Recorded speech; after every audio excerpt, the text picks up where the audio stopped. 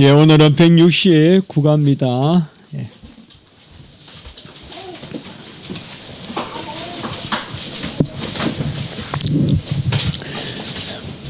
지난 주간에 우리는 죄는 모두 죽음에 이르는 것이지만은 죄에 대한 그런 형벌은 경중이 있다라고 이렇게 보았습니다. 상급에 또 경중이 있듯이 죄에도 경중이 있다. 그래서 아마 이렇게 말씀드린 것을 기억하고 계실 것입니다. 지옥에서는 죽는 것이 아니라 살아있는데 왜 그러면 지옥을 죽음이라 하느냐. 이제 하나님으로부터 떠난 거죠. 하나님이 떠나 있는 것이 죽음인데 지옥에는 살아서 바로 고통을 맛봅니다. 그게 성경의 기록이고요. 그래서 우리가 다 알 수는 없지만 그 고통에 경중이 있다. 경하고 중함이 있다는 것을 보았습니다. 오늘은 우리가 이미 잘 아는 말씀이지만 죄에 대한 싹이 뭔가 또 죄에 대한 그 보응이 뭔가 그것을 말하고 있습니다. 죄에 대한 싹은 말할 바도 없이 사망이고 또 죽음 그 사망의 형벌이라는 것을 우리가 알고 있습니다. 그래서 오늘 먼저 우리가 해당하는 말씀 대요리 문답 152문답과 소요리 84문답을 우리가 먼저 조금 보시고 그리고 그 내용을 보시고 제가 조금 살펴보는 그런 시간을 갖도록 하겠습니다. 모든 죄는 그것부터 같이 있습니다. 시작. 모든 죄는 그것이 아무리 사소하더라도 하나님의 주권과 성과 거룩 그리고 그의 의로운 율법에 대항하는 것이므로 현세와 내세의 진노와 저주를 받는 것이 합당하다. 이 세상의 모든 것은 하나님이 지으신 바 되고 또 그 지으신 바의 열매고 또 완성이고 그렇게 진행되고 있습니다. 그러나 이 세상에 유일하게 하나님이 적극적으로 원하지 아니하신 것이 들어왔는데 그것이 바로 죄입니다. 그 죄라는 것은 여러 가지로 정의될 수 있지만은 기본적으로 1차적으로 하나님을 부인하는 것이고 좀 더 상세하게 2차적으로 말한다면 하나님의 명령에 불복종하는 것입니다. 우리가 하나님이 누구신가를 바로 안다면 그의 명령을 잘 지켜 행할 것입니다. 그는 절대적으로 선하시고 절대적으로 거룩하시고 절대적으로 사랑이십니다. 인류를 사랑하셨음을 보여주셨습니다. 아담과 하와를 사랑하셨어요. 동산의 모든 것을 먹게 하셨고 충만한 지식을 주셨어요. 그래서 그가 누군가를 안다면 우리가 좋은 것을 알면 좋은 것에서 떠나겠어요. 사실 어찌됐든 우리는 미혹하고 또 그릇되게 이게 좋다고 생각하니까 그걸 한단 말이에요. 다 그렇죠. 죄가 나쁘다라고 아니죠. 죄가 좋다고 생각하는 거예요. 그 순간은. 뭐에게 나에게 좋고 우리가 전체적으로 그에게 끌려가는 거예요. 그래서 결국은 죄를 짓는 거예요. 물론 우리는 죄는 나쁜 거야 라고 하지만은 우리의 속사람과 우리 전체가 타락해 있기 때문에 내가 이성적으로 혹은 내가 지식으로 이게 나쁜다고 알지만 내 전체는 죄로 끌려가는 거예요. 그래서 끝내 죄를 짓는 거예요. 다 알아요 우리가. 뭐 차에서 새치기 하는 것도 나쁘다. 또 길에서 휴지 버리는 거 나쁘다. 또 남의 걸 훔치는 게 나쁘다. 그렇지만 분명히 나쁜 줄 알아요. 그러면서도 내가 큰 돈보따리를 들고 집에 온단 말이죠. 그렇게 되는 것이 우리 인생이거든요. 그러면 사실상 우리는 근본적으로 무엇이 좋고 무엇이 절대 선이고 무엇이 절대적으로 영원하게 옳은 것이냐 의로운 것이냐 그것을 바로 알아야 되거든요. 그게 바로 하나님입니다.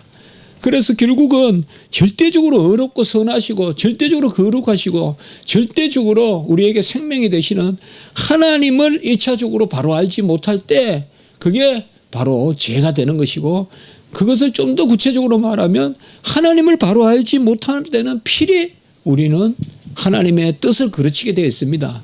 하나님이 원하시는 일을 안 한다는 것이죠. 사실상 여러분 어떻습니까? 저는 사실 우리 다 그렇다고 생각해요. 저는 어느 순간에 그런 마음은 들더라고요. 겸손하면 온유하면 땅을 기업으로 얻어. 저는 아멘 해요. 네가 절대 막 이기려고 하고 나선다고 해서 이기는 거 아니야. 그건 하나님이 주셨어요. 알게 하셨어요. 제가 세상에서 하나님을 모른다면 그런 생각 안 할 거예요. 아참 뭐 수단과 방법을 안 가리고 이겨야 돼. 온갖 머리를 다 써서 이겨야 돼. 이기는 게 힘이고, 강한 게 정의야. 일단 이겨놔야 무슨 네가 세상에 영향을 미치지.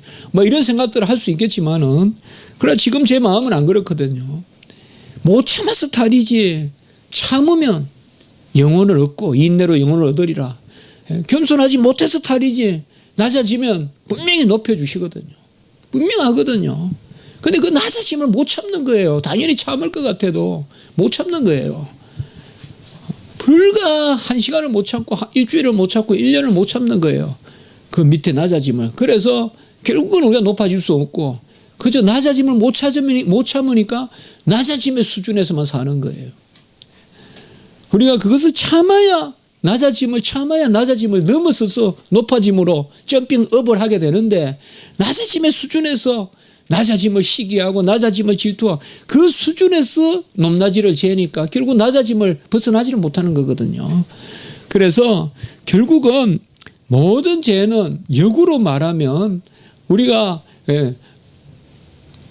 원인으로 말하면 하나님을 멀리하고 그의 명령을 어기는 거지만 결과적으로 말하면 모든 죄는 하나님의 명령을 어김으로 하나님을 멀리하는, 결과적으로 보면 이제는 하나님의 명령을 어김으로 하나님을 떠나는, 아담과 하와가 하나님의 명령을 어기니까 나무 뒤에 숨는, 이게 저주 상태거든요. 이게 저주거든요. 나무 뒤에 숨는 게 저주거든요. 하나님을 마주보지 못하고 하나님을 마주보는 것이 복인데요. 그래서 거기에 여기 오늘 보시면 아무리 모든 죄가 사소하더라도 뭐냐 본질이 뭐기 때문에 죄가 죽음에 이르느냐, 하나님의 주권과 성과 거룩과, 이게 아까 말한 제가 2차적인 거예요. 하나님의 본질, 하나님의 어떠하심, 그것을 거부하는 거예요. 하나님을 인정하지 않는 거예요. 하나님의 주권과 성과 거룩을 인정하지 않는 거예요. 그리고 2차적으로 뭐예요? 그의 의로운 율법에 대항하는 것이다. 이렇게 우리가 설명이 되겠습니다. 그래서 결국은 죄의 본질은 뭐냐? 하나님을 부인하는 것이요.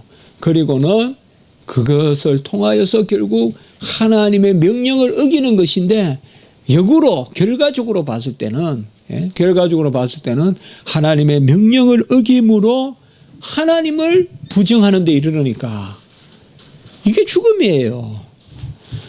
무슨 죄에 대해서 벌이 따로 내려서 벌이 아니라 자기가 하나님을 멀리하니까 자기가 하나님 떠나가는 거예요. 이게 저주 상태고 죽음이에요. 사실 이스라엘 백성의 흑암이 임했을 때 그 9계명이 제9계명이 흑암이잖아요. 저도 그 10가지 계명 중에 피, 개구리, 이, 파리, 독종, 우박, 막 있잖아요. 그러다가 아홉 번째가 이제 뭔가 하면 흑암. 그리고 10번째가 이제 장자의 죽음이란 말이에요. 바로 죽음 앞에 있는 게 흑암이거든요. 이 흑암이 뭘 이야기하는가 하면 바로 그걸 뜻해요. 흑암이라는 것은 그 통로가 갇히는 거예요, 이제. 그러니까 바로 죽음과 바로 가까이 있는 게 흑암이거든요. 정말 우리 성도님들은 우리는 뭐가 즐거냐? 제가 자꾸 말씀드리지만은 밝은 곳에서 하나님과 교통하고 우리가 거창하게 대단하게 유창하게 능변으로 기도를 하고 그런다고 해서 하나님 하늘 문을 열어주시는 게 아니라, 물론 그런 것들도 하면 좋겠지만은 본질은 그게 아니라 하나님과 가까이 하고 하나님을 가까이 하고 그것을 인생의 즐거움으로 삼고 말이죠. 아주 진지한 흑암 가운데 정말 저는 이 봄에 마음이 즐겁다는 게 즐거워 하나님께 감사해요. 이 봄에 즐거운 마음을 주신다는 거예요. 그러면서 많은 것을 배우게 하는, 젊을 때 몰랐던 것들이에요. 정말 젊을 때 몰랐던 것들을 많이 이렇게 또 알게 하시고, 봄날에 이런 여러 가지 모습들을 보면 그렇게 또 봄이 좋아지고 이런 것들이 있어요. 요새는 낮이 길다는 게 그렇게 좋아요. 그러니까 아침에 일어나서 새벽에 우리 주일날 나올 때 밝다는 게 그렇게 감사하더라고요. 참 밝은 게 좋아요. 하여튼 자꾸 밝은 게 좋아지더라고요. 그게 그런 것 같아요. 바로 그겁니다. 바로 죄는 본질상 하나님의 명령을 어기는 것이고 또 더 깊숙이 우리가 들여다보면 하나님을 떠나는 것이다. 그래서 죄는 이미 벌을 안고 있어요. 죄는 벌을 안고 있어요. 뭐 누가 봐서 뭐 혼을 내서 아니에요. 죄를 짓는 게 벌써 하나님을 떠나는 거예요. 우리가 하나님의 면전을 떠나는 거예요. 그래서 죄를 짓는 것은 그 상태예요. 그 상태를 그냥 유지하는 거예요. 그 회개하면 다시 하나님이 돌이키는 거예요. 탕자가 집으로 돌아오듯이 우리에게 다시금 돌이켜서 원만하게 한다 이 말이에요. 다른 거는 몰라도 그리하여 죄를 우리가 안고 산다는 것은 죄가 없지는 않지만 그 죄를 우리가 계속 가지고 산다는 것은 아무 열매도 맺을 수 없고 원만할 수 없고 그걸 우리 성도는 조심해야 돼요. 항상 우리가 영적으로요. 무엇을 한다는 것보다는 영적으로 봤을 때는 하나님 앞에 나를 깨끗하게 마련하는 그게 상당히 중요하거든요. 그러니까 그렇게 자주 나누잖아요. 특별한 일을 해서 꽃이 피는 게 아니다. 그 자리에 있으면 된다. 특별히 나쁜 걸 안 하면 꽃이 피는 거예요. 나무는. 특별히 뭐 거기에다가 막 진짜 죄를 뿌리고 막 철사를 막 동여 매고 막 무슨 막 현수막으로 해가지고 그늘을 지게 만들고 이러면 꽃을 못 피우지만은 그냥 그대로 놔두면 꽃을 피우거든요. 사실 우리 자녀들도 마찬가지거든요.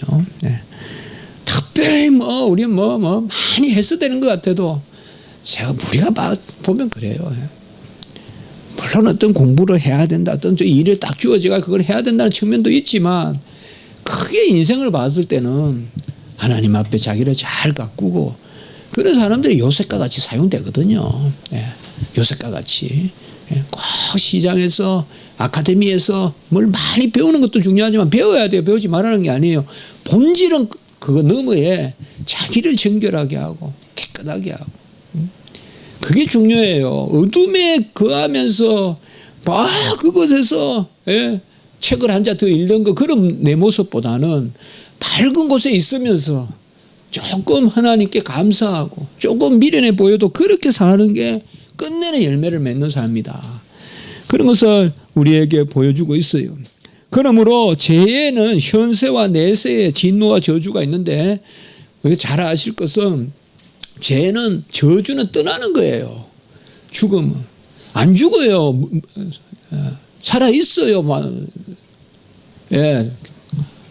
다 부활해. 악인도 부활해요. 그래가지고 영원한 형벌에 들어가요. 악인도 육체와 영혼 가운데 영원한 형벌에 거해요. 우리 선인 의인은 영혼과 육체 가운데 이제 영원한 하나님 나라에서 찬송하면서 살죠. 그래서 여기에 진노와 저주는 다른 것이 아니라 그겁니다. 잘 알 것은 이미 이 땅에서 예수 그리스도의 의가 완전하다는 것, 다 이루신 의가 지금 우리에게 이미 전가되고 부여되었다는 것. 그러나 우리는 아직까지는 우리가 가로막는 게 있어요. 이거 잘 생각하셔야 돼요. 받은 의가 부족한 게 아니에요. 받은 의는 지금의 의가 새하늘과 새 땅까지 가져가요. 우리가. 새로운 의가 없어요. 새하늘과 새 땅에 가면 새로운 의가 없어요. 그거 다 이단들이 하는 이야기예요. 무슨 백마 타고 누가 나타나고 그건 이단들이 하는 이야기예요. 우리는 이미 십자가에서 다 이루신 의를 이 땅에서 받았어요. 의가 부족한 게 아니에요. 다 받았어요. 우리는. 다만 아직까지 우리는 그 의를 가리는 것들이 우리한테 있어요. 아직까지 그게 남아있어요. 그걸 육체의 소욕이라 그래요. 그 육체의 소욕은 성령의 소욕과 서로 부딪히는 거예요. 그게 가리는 게 있는 거예요. 이게 완전히 그쳐가면 이제 새하늘과 새 땅에 영화로운 백성이 되는 거예요. 우리가. 그래서 잘 아실 것은 이미 받은 것이 충분해요. 그 다 시한부 종말론이나 이단들의 공통점은 말세에 새로운 의가 있다고 생각하고 그게 무슨 이단의 교주들이 가지고 온다고 생각하고 그 사람들을 쫓아가야지 구원에 이른다고 하고 아니요. 우린 그리스도께서 십자가에서 다 이루신 의. 그래서 이 지상의 교회와 천상의 교회는 연결되어 있고 지상의 성도와 천상의 성도는 연결되어 있어요. 어떤 의미에서 받은 의가 동일하기 때문에 지금 우리 십자가 지기에 역사하는 의나 새하늘과 새 땅의 새 예루살렘에 역사하는 의나 동일하다고요. 새로운 의가 있는 게 아니라고요. 예? 일찍이 죽임을 당하신 어린 양, 보호자 우편에 앉아 계신 그 어린 양, 그 어린 양에게 멸류관을 던지라고 계시록에 이야기하잖아요. 영광을 그 어린 양에게 돌리라 이 말. 새하늘과 새 땅에서도 그 어린 양, 십자가의 어린 양의 그 공로거든요. 그래서 그것으로부터 떠나는 것이 저주다. 그래서 저는 오늘 말씀에서 다른 거 아니에요. 정말 이것은 기도하는 마음이고 제가 제 자신에게 우리 성도 여러분에게 밝은 곳에 거하세요. 그거 정말 중요해요. 항상 빛되게 사세요. 어둠에 속한 일들을 하지 마세요. 마치 그냥 지가 갉아먹듯이 그렇게 삶을 살지 말자 이거예요. 밝은 곳에서 그것이 중요하다. 밝은 곳이라는 게 뭐겠어요? 하나님과 동행하는 거예요. 하나님과 동행. 되도록이면 이익이 되는 것 같아도 하나님과 동행하는 모습이 아니거든. 가감히 잘라버리세요. 천원 만금이 생기더라도 가감히 잘라버리세요. 그게 중요해요. 그때 우리가 자라고 성장하는 거예요. 자, 갈라디아 3장 10절 같이 읽습니다. 시작. 물은 율법 행위에 속한 자들은 저주 아래에 있나니 기록된 바 누구든지 율법책에 기록된 대로 모든 일을 항상 행하지 아니하는 자는 저주 아래에 있는 자라 하였습니다. 이 갈라디아 3장 10절과 야고보 2장 10절은 항상 우리가 같이 생각해 볼 수 있는 말씀이에요. 모든 율법을 다 지켜야 된다는 거예요. 그러나 모든 율법을 다 지킬 수 없어요. 그런 면에서 율법 아래에 있는 자들은 저주에 있다는 거예요. 이건 뭐냐? 아직 은혜를 모르고 율법 아래에 있는 자들을 뜻해요. 우리는 율법을 알되 은혜의 법으로 율법을 알기 때문에 우리는 몽학성생 가운데 있지 않아요. 율법을 알되 우리는 이미 그 율법을 즐거워하는 겁니다. 그러니까 갈라디아서에서 이 몽학성생, 요새는 말하면 초등교사 이런 거 잘 생각하셔야 돼요. 이제는 우리가 초등교사에게 있는 게 아니에요. 우리에게는 은혜의 법이 역사하기 때문에 율법을 안다는 것은 이제는 은혜를 즐긴다는 것과 마찬가지예요. 자, 마태복음 25장 41절 같이 읽습니다. 시작. 또 왼편에 있는 자들에게 이르시되 저주를 받은 자들아 나를 떠나 마귀와 그 사자들을 위하여 예비된 영원한 불에 들어가라. 좀 여기에 왼편은 뭔가 우리가 앞절을 안 읽었지만은 염소를 뜻하잖아요. 오른편에는 양이고 그래서 마지막 심판에 양과 염소를 가리잖아요. 왼편에 있는 염소들은 이 말은 바로 불의한 자들, 택감받지 못한 자들은 저주를 받은 자들이다. 저주는 다른 게 아니에요. 하나님을 떠나서 하나님 없이 영원히 사는 것입니다.